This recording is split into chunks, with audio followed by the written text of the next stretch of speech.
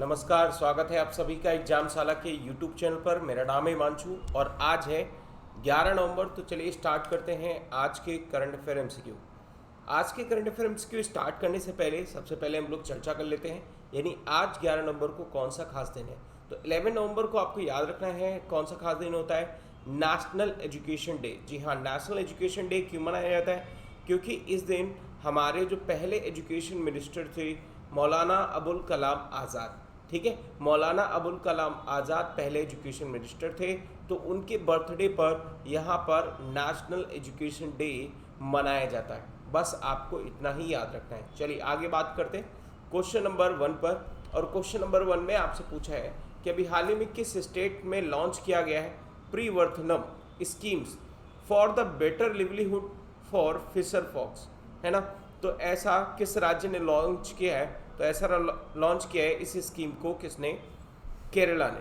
Kerala government ने भी हाल ही में क्या किया है, एक इको सस्टेनेबल प्रोग्राम लॉन्च किया जिसका नाम वहाँ पर रखा है प्रीवर्तनम।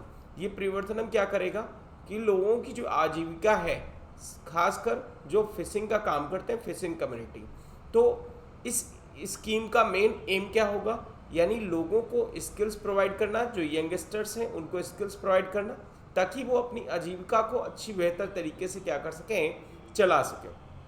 और साथ साथ में इसका एम होगा कि जो हमारा कोस्ट लाइन है, उस कोस्ट लाइन के मतलब किनारे पर इको सोशल इकोनॉमिक, है ना, सोशल इकोनॉमिक अफ्लीमेंट को बढ़ावा देना, ठीक है। तो पूरी तरीके से यानी सोसाइटी भी और इकोनॉमिक भी और सस्टेनेबल, एक इको सस्टेनेबल हम लोग यहाँ पर एनवायरनमेंट बनाने का प्रोग्राम बना रहे हैं जिसका नाम क्या है, प्रीवर्तनम, ठीक है। प्रीवर्तनम ये प्रोग्राम है जो केरला गवर्नमेंट के द्वारा चलाया जा रहा है। चलिए आगे बात करते हैं क्वेश्चन नंबर 2 पर। और क्वेश्चन नंबर 2 में आपसे पूछा है कि किस हाईकोर्ट ने भी हाल ही में लॉन्च किया है क्या, फर्स्ट लाइव स्ट्रीम प्रोसीडिंग। तो ये काफ़ी अच्छा इनिशिएटिव है क्योंकि कोविड-19 में देखिए आप ज़्यादा से ज़्यादा कोर्ट बंद थे, लेकिन फिर भी यहाँ पर एक लाइव स्ट्रीमिंग प्रोसीडिंग है, वो एक जो हमारा सोशल जस्टिस है उसके लिए काफ़ी अच्छी बात है। तो ऐसा लॉन्च किया है किसने? गुजरात हाई कोर्ट ने। गुजरात हाई कोर्ट ने भी हाल ही में लॉन्च किया है क्या, ये यहाँ पर आप देखोगे कि नया लाइव स्ट्रीमिंग प्रोसीडिंग, और इसके अंतर्गत यहाँ पर क्या होगा कि एक्सपेरिमेंटल बेसिस है, ये सिर्फ और सिर्फ एक्सपेरिमेंटल बेसिस लाइव स्ट्रीमिंग में सुनवाई की जाएगी, ठीक है। फॉर कोर्ट हेयरिंग करेंगे, telecast on the YouTube via link, है ना, available on the court website. तो इस तरीके से यहाँ पर आप देखोगे कि पीपल इंटरेस्ट लिटिगेशंस के जो मुद्दे हैं, है ना, और साथ साथ में filed by the student law during the lockdown June, है ना, तो ये सारी चीज़ों को यहाँ पर एड्रेस करने के लिए कोर्ट ने ऑनलाइन यहाँ पर वर्चुअली कंडक्ट किया है, क्योंकि अभी तक कोर्ट ओपन नहीं हुए, तो उसको ध्यान में रखते हुए सारी चीज़ें ओपन की गई। चलिए आगे बात करते हैं क्वेश्चन नंबर 3 पर। और क्वेश्चन नंबर 3 में आपसे पूछा है कि AIM यानी अटल इनोवेशन मिशन और सीरियस इनोवेशन प्रोग्राम, इसका प्रोग्राम का यानी यहाँ पर 3rd एडिशन है जिसको हम लोग 3.0 बोलते हैं, और ये 14 दिन का एक वर्चुअल प्रोग्राम है for the school childrens of India and which country. तो ऐसा लॉन्च किया है किसने? ऐसा लॉन्च किया है यानी इंडिया के साथ रशिया ने। रशिया का एक प्रोग्राम है जिसका नाम है सिरिस यानी scientific international research and in unique terrestrial stations, ठीक। और हमारे यहाँ का एक प्रोग्राम है जिसका नाम है अटल इनोवेशन मिशन यानी AIM। दोनों को मर्ज करके यहाँ पर यानी नीति आयोग, यहाँ पर आप देखोगे नीति आयोग का अटल इनोवेशन मिशन और रशिया का सीरस, ये प्रोग्राम यहाँ पर जॉइंटली लॉन्च होता है जिसको हम लोग एम सीरस इनोवेशन प्रोग्राम करते हैं। और इस बार इसका कौन सा है? 3rd एडिशन है। इसके अंतर्गत होता क्या है कि यानी जो हमारे यहाँ के बच्चे हैं, जो बच्चे हैं और रसिया के बच्चे हैं, वो कुछ नया इनोवेटिव सीख सकें, इसलिए दोनों देशों के बीच में ये प्रोग्राम चलाया जा रहा है। और इस बार ये 14 दिन का एक वर्चुअल प्रोग्राम होगा। पहले क्या होता था, वर्चुअल नहीं होता था, ठीक है।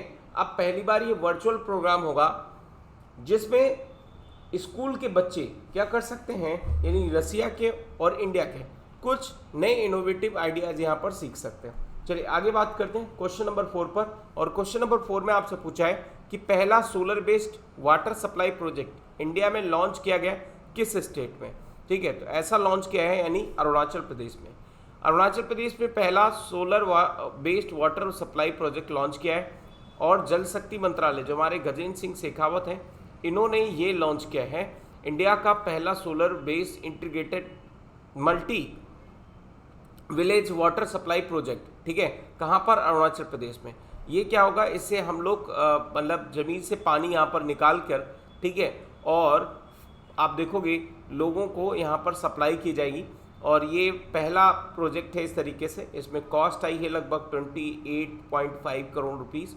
ठीक है, और इससे क्या होगा, ये इसी तरीके के प्रोजेक्ट कुछ अदर मतलब अदर हमारे जो स्टेट्स हैं वहाँ पर भी चलाए जाएंगे।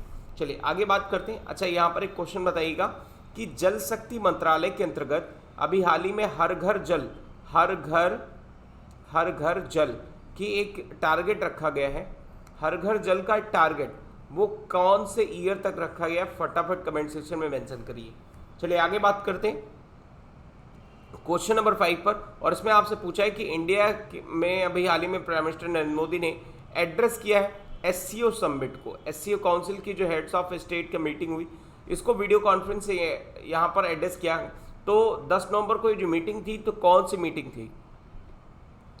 तो इसका सही आंसर क्या है? इसका सही आंसर है 20th मीटिंग थी, यानी 20वीं मीटिंग थी। एससीओ क्या है? एससीओ का फुल फॉर्म आपको याद रखना है, संघाई कोऑपरेशन ऑर्गेनाइजेशन। ये एक इंटरनेशनल ऑर्गेनाइजेशन है जिसके अंतर्गत आप देखोगे यानी कुल 8 स्टेट्स हैं। यहाँ पर कौन कौन से? Russia, India, China, Pakistan, Kazakhstan, Tajikistan, Uzbekistan, Kyrgyzstan, हाँ तुर्कमेनिस्तान नहीं, और 4 इसके ऑब्जर्वर स्टेट हैं। कौन कौन से? ईरान, अफगानिस्तान, मंगोलिया और बेलारूस। ठीक है, ये 4 स्टेट हैं। तो इनका अभी हाल ही में वर्चुअली सबमिट हुआ है, वीडियो कॉन्फ्रेंसिंग के द्वारा यहाँ पर वर्चुअली सबमिट हुआ है, जिसको इंडिया की तरफ से रिप्रेजेंट किया है किसने? प्राइम मिनिस्टर नरेंद्र मोदी ने। ठीक है, बस आपको इतना याद रखना है।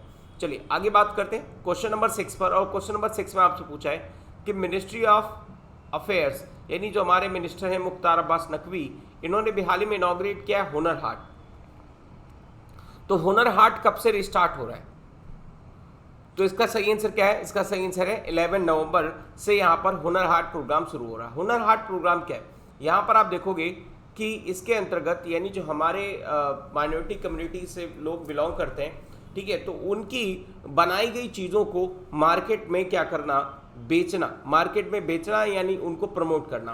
तो इसके लिए एक इवेंट है vocal for the local. Indigenous जो हमारे प्रोडक्ट हैं मेड फ्रॉम द माटी, क्ले, मेटल्स, है ना, मचिया, इस तरीके के जो प्रोडक्ट हैं इनको यहाँ पर मार्केट में बेचना, क्योंकि ये काफ़ी अट्रैक्शन देते हैं। क्योंकि आप देखो कि क्ले से बनाए हुए, मेटल से या इन वुडन से, जूट प्रोडक्ट से, इन जूट प्रोडक्ट हैं, इन सभी को मार्केट में रखना तो काफ़ी यहाँ पर अच्छा होता है। तो ये हुनर हाट प्रोग्राम जो है 22 नवंबर तक कहाँ पर चलेगा। ठीक है,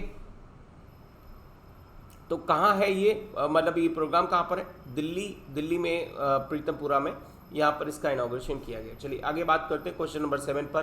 क्वेश्चन नंबर 7 में आपसे पूछा है कि प्राइम मिनिस्टर नरेंद्र मोदी ने भी हाल ही में लाइफ साइज स्टैचू यहाँ पर इनॉग्रेट किया है। कहाँ पर? स्वामी विवेकानंद का। किस कैंपस में? आपको ये बताना है। तो इसका सही आंसर क्या है? JNU यानी जवाहरलाल यूनिवर्सिटी में आप यहाँ पर देखोगे स्वामी विवेकानंद का स्टैचू एक इनॉग्रेट किया गया।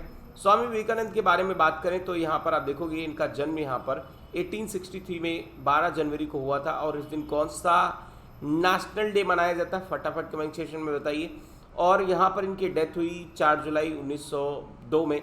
ठीक है, और इनका पूरा नाम क्या था? नरेंद्र नाथ दत्ता। गुरु रामकृष्ण मिशंस की इन्होंने स्थापना की थी। ठीक है, तो इनकी जो फिलॉसफी है, फिलॉसफी को लोगों तक, यूथ तक पहुंचाना, ताकि इंडिया के लोग जो हैं वो मतलब प्राउड फील कर सकें। साथ साथ में ऐसी हमारी जो ग्रेट पर्सनालिटीज़ हैं, ठीक है, अक्रॉस द वर्ल्ड, इनसे लोग क्या हो सके? इंस्पायर हो सके। चलिए आगे बात करते हैं क्वेश्चन नंबर 8 पर। क्वेश्चन नंबर 8 में आपसे क्या पूछा है कि भी हाल ही में किस कंट्री ने सस्पेंड कर दिया है चाइनीज़ मेड वैक्सीन, कोविड-19 वैक्सीन का ट्रायल? तो इसका सही आंसर क्या है? इसका सही आंसर है ब्राज़ील। अब यहाँ पर बात समझिए, यानी ब्राज़ील का जो हेल्थ केयर रेगुलेटर है, ठीक है, इसने भी हाल ही में पोटेंशियल कोरोना वायरस की जो वैक्सीन है जिसका नाम है कि कोरोना वैक कौन सी वैक्सीन है? चाइना की वैक्सीन है। ठीक है, तो जिसमें अभी हाल ही में एक नया डिसीजन लिया है